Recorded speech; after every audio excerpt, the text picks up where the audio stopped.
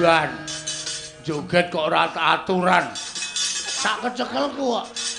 Kowe joget gleleng. Aku isane joget nguncalke sikil kok. Ora minggat kena cangkemmu modar. Wah, edan mungsuh wong buruk. Mungsuh wong buruk.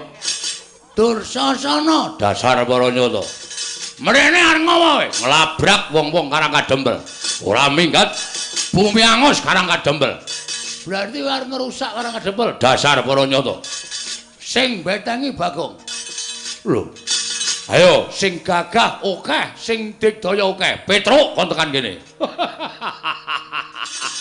Aku nek mungsuh kowe tak idake modar.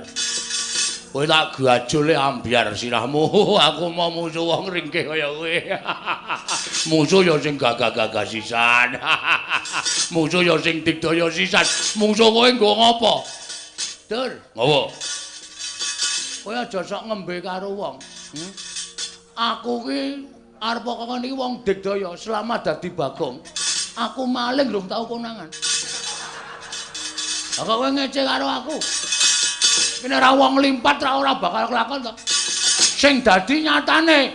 Lho, nyatane piye? Kowe apa aku sing modal nang kene? Wah, iblis larat. Ora minggat pecah sirahmu. Nya, lho.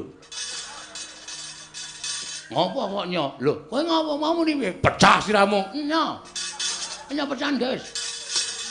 Iki 3 tahun tak pecah dhewe ora tau iso pecah.